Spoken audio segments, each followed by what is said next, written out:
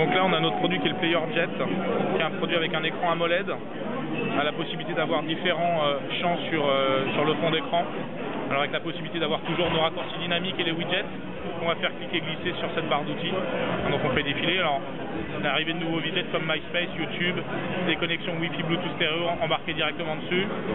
Je continue avec ma petite barre. On retrouve toutes ces icônes. Ça se paramètre bien sûr, hein, on choisit des icônes qui nous intéressent, on le fait glisser. Et on a une connexion réseau automatiquement. C'est à la chaleur du doigt, donc il faut bien sûr laisser le doigt pour que la petite icône bouge. Clac, je le prends, je le fais glisser.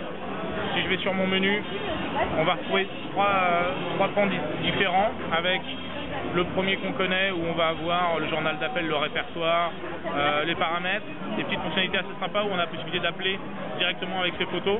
Donc là vous voyez qu'on peut faire défiler ses photos un petit peu à droite-gauche et on appelle directement en faisant un appui long sur la photo. Ça c'est une petite nouveauté par rapport à ces produits-là. Donc un pan différent. On tag chaque photo. Voilà, on tag avec un lien au répertoire et on appelle directement. Un deuxième pan. Chaque photo où il y a une reconnaissance Non, ouais, il faut taguer, ouais c'est une reconnaissance, ça se fait comme ça. Donc il est Wi-Fi et Bluetooth stéréo, ça c'est une nouveauté. C'est un produit pour les pros qui est ActiveSync, donc la possibilité de faire une synchronisation à partir du moment où on est sur un serveur Exchange, directement dessus. Autre petite chose qu'on va avoir à présenter, donc un gestionnaire de fichiers. Donc là typiquement j'ai plusieurs tâches qui sont ouvertes, j'ai la possibilité de quitter mes applications directement, hein, pour éviter que ça rame. On a un petit processeur qui est embarqué dedans, qui nous permet d'avoir cette gestion. Autre petite chose, un menu cubique, donc qui nous permet d'avoir un cube qu'on va faire tourner dans tous les sens. Ça rappelle un peu le Edge. Ouais, alors il y a effectivement des similitudes avec ce cube qu'on va utiliser, qui est développé en Corée, hein, donc on utilise ce genre de choses. Donc soit on a les raccourcis directement en bas, soit on va le faire au doigt. D'accord. Vous voyez la fluidité elle est quand même assez sympa, avec la gestion des photos directement dessus, ou la gestion des vidéos. Je vais retourner sur la vidéo, je voulais vous montrer puisqu'il est lecteur DivX le produit, avec un lecteur DivX qui est embarqué. L'écran est en quelle définition? On est sur un écran AMOLED, c'est un écran, je crois que c'est du 3,1 pouces. Et en résolution, c'est du 480 par 800. Clac. Donc avec l'accéléromètre, on bascule directement. Et donc là, vous allez voir qu'on a une qualité d'image qui est assez bonne. Alors on n'entend pas forcément le son là, mais on a un son qui est vraiment ultra bon puisqu'on développe avec Bang & Olufsen Lightpower qui nous permet d'avoir vraiment un son beaucoup plus puissant.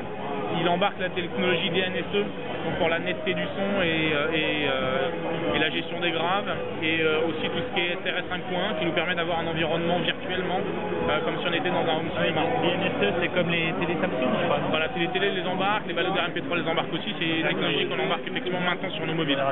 Mais avec le partenariat Bang & Olufsen, on a vraiment une gestion du son qui est vraiment bien meilleure. Vous avez vu au niveau de la gestion de l'image aussi, on commence vraiment à avoir un produit. Alors ce qui est sympa, c'est qu'avec la prise de jack, on peut se mettre son casque directement dessus. Prise standard. Voilà, standard. Alors, on peut prendre la prise qu'on veut, mais on a le jack qui permet de mettre le casque directement dessus. On a aussi la connectique, elle est ici, clac. Des connectiques maintenant qui sont les connectiques européennes sur lesquelles on va être obligé de passer. Donc ce qui veut dire aussi qu'on peut recharger son produit et avoir des écouteurs, ce qui n'était pas forcément le cas sur les autres avant. Donc voilà par rapport au produit. Encore une fois, quand on va sur l'écriture aussi de SMS, donc assez classique sur l'écriture en T9. Clac. Si je me mets en accéléromètre, j'ai mon clavier AZERTY qui est embarqué dedans, c'est classique, mais c'est vrai que c'est assez pratique au niveau de l'utilisation. Toujours le petit retour de vibration quand on appuie sur l'écran, qui permet de voir qu'on a vraiment fait une action au niveau du produit. Voilà, et on est sur un produit 5 mégapixels, il va lire les cartes microSD jusqu'à 16 Go. Avec flash, ouais, il y a un petit flash qui est embarqué qui est ici, qui a un power LED en fait qui est embarqué dessus, quoi. Autofocus aussi, des fonctions assez poussées au niveau de la photo avec le mode panorama, le mode macro, on va embarquer dessus directos. Voilà, c'est vraiment un produit très sympa, très ludique, et vraiment avec une fluidité qu'on n'avait pas forcément sur les autres produits. Vous voyez, quand je fais défiler ma barre d'outils, c'est fluide que j'ai eu l'occasion de tester le son. Ouais, beaucoup plus fluide. Ouais, beaucoup plus fluide. Il y a eu des mises à jour pour le Victon pour améliorer ça? Pas vraiment, non. Mais là, on le voit déjà au niveau de la gestion d'ici, chose qu'on n'avait pas du tout avec le Victon. C'est même chose sur la gestion du répertoire, qui pouvait être un peu problématique. Là, le fait d'avoir sa gestion avec la lettre, on l'avait déjà sur le Victon, mais c'était beaucoup moins rapide. Hein. C'est moins pratique. Donc voilà. Et là, pareil, quand vous allez lancer vos contacts, on a le vrai effet où il y a l'élan qui se crée et pas juste la fait d'avancer de deux pages. Voilà. Donc voilà par rapport à ce petit produit. Donc c'est notre Player Jet. Et encore une fois, le gros plus du produit, c'est aussi la qualité de son écran, puisqu'on est sur des écrans AMOLED. Donc on a une meilleure luminosité qui fait beaucoup moins les batteries. Avec cette image, c'est vraiment sympa là. Ouais. Vraiment pas mal. Donc là, on a les différentes fonctionnalités, puis avec un bel écran aussi. Un produit qui est assez léger, qui a vraiment toutes les connectivités et qui a vraiment un look que je trouve assez agréable au niveau d'utilisation.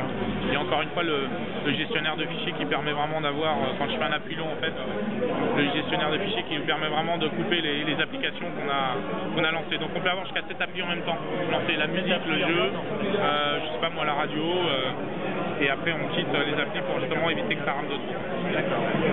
Voilà par rapport au produit, hein. On a une coque qui a été un petit peu améliorée aussi, voilà, avec des petits reflets. En fait,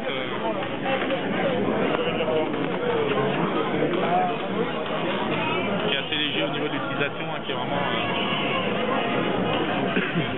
sympa sur le produit. D'accord.